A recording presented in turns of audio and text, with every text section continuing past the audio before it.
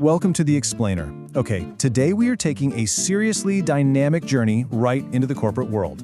Whether you're about to step into your very first office role, or maybe you just want to sound a bit more, polished in your next virtual meeting, you're going to need a toolkit. So, we're going to master 26 absolutely essential business terms by following a story. We'll take you from your very first day on the job all the way to strategizing a global takeover. Let's get started. Here's the roadmap for our corporate journey today. 1. The Beginner's Business Guide. 2. Step 1. Getting Settled. 3. Step 2. The Daily Grind. 4. Step 3. Global Expansion. And finally, a quick vocabulary review. Section 1. The Beginner's Business Guide. Before we really dive in, let's just pause for a second and think about this. What actually makes business English different from the conversational English you use with your friends on the weekend? Why is formal language necessary in a workplace at all? Well, think of it like this. Clarity, professionalism, and respect are literally the currency of the corporate world. Using the right terminology doesn't just mean you understand the job. It signals to your colleagues and your bosses that you belong in that space. Mastering these terms can genuinely elevate your career trajectory. Moving on to Section 2. Step 1. Getting Settled. Okay, picture this. It's your very first week arriving at a brand new company. Your coffee is hot, your notebook is totally empty, and the corporate jargon is just flying around everywhere. Here's the foundational vocabulary you're definitely going to encounter. First up, we have startup, which is a newly started business. Then there's HQ, or headquarters, which is the main building. HR, or human resources, is the department that deals with employee matters. Onboarding is your introductory training. Networking is when you're mixing with people to share ideas. And finally, a performance review is a document checking your progress. So let's see how these actually play out in real life. Listen to this quick scenario. They have just started a new business. They are still very small, but they have a great strategy. They are looking to launch more products this year and expand their brand. They're still a young company and only have 6 people working there. So, what are they? Well, the answer is a startup. And this just brilliantly illustrates what a startup feels like, right? Agile, small, and super ambitious. This is exactly where your story begins. Continuing our little narrative here, it's day 1. You're going to need to report to headquarters, or HQ. Once you're at the main building, the real work begins. Next, you're told, in your onboarding, you will learn all about the company procedures. Let me tell you, that introductory training is absolutely key. And finally, you learn that conferences are important for networking with other people. You're mixing, you're mingling, and you're building your professional circle right out of the gate. But what happens when things don't go perfectly?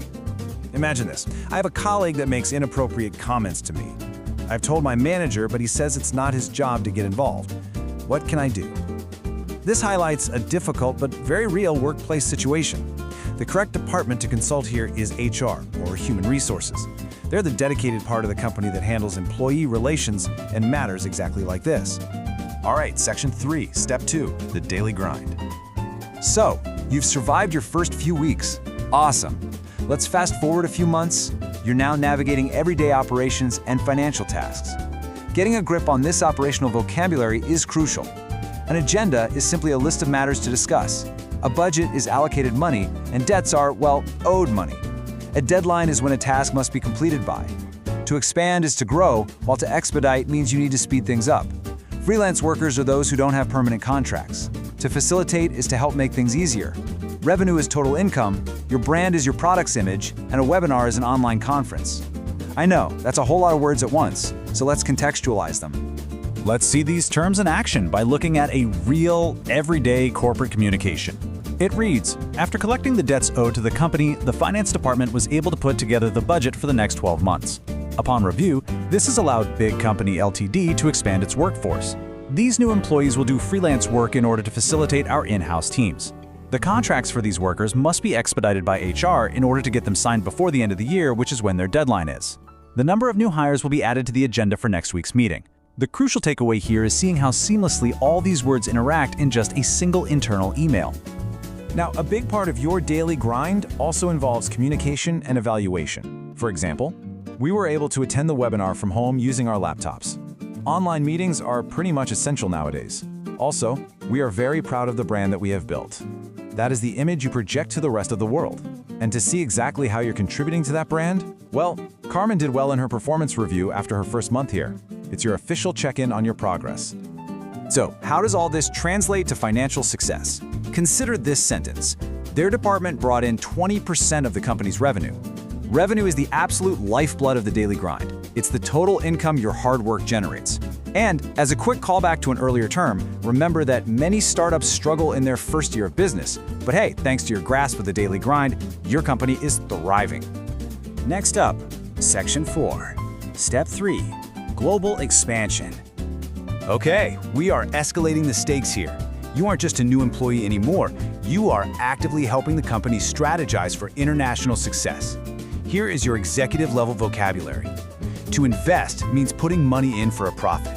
Strategies are your planned ways to achieve goals, which are usually backed by an action plan, essentially a timeline of tasks.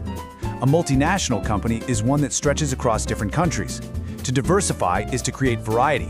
To consult is to go get advice. A launch starts something new, usually a specific project, aiming at emerging markets, which are markets that are new and growing rapidly. Listen to how this plays out in a dramatic cross-department email thread. Production starts off, we will be starting a new and exciting project to diversify our customer base. We believe this new product will make our company a multinational business. Then sales replies, we have noticed some emerging markets coming out of Africa.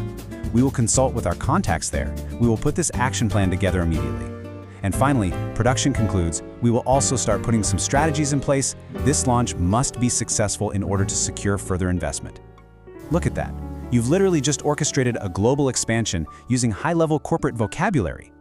Finally, Section 5. Quick vocabulary review. Huge congratulations! You've survived the journey from a startup newcomer all the way to a multinational strategist. Now, let's lock in what we've covered today. You've seen the words in context, you've lived the story with us, so now let's see how much you actually remember with a rapid-fire check. Let's build up some of those associative links. The word onboarding connects perfectly to an introductory training. What about multinational? Well, that links up to something that stretches across many countries. And networking, that connects right to mixing with people with a similar goal. These associative links are exactly how your brain commits these terms to your long-term memory.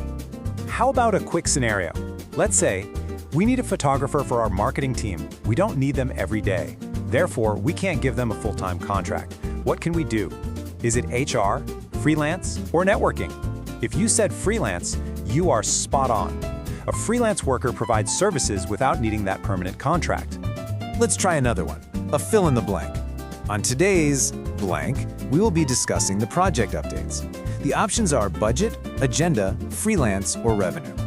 Based on what we just learned about the daily grind, the list of items to discuss in a meeting is the agenda. Absolutely correct. Okay, one last test from our global expansion phase. They will use the revenue to blank in startup companies, which will hopefully grow and return a profit. The word defining putting money into something for a profit is invest. Excellent work.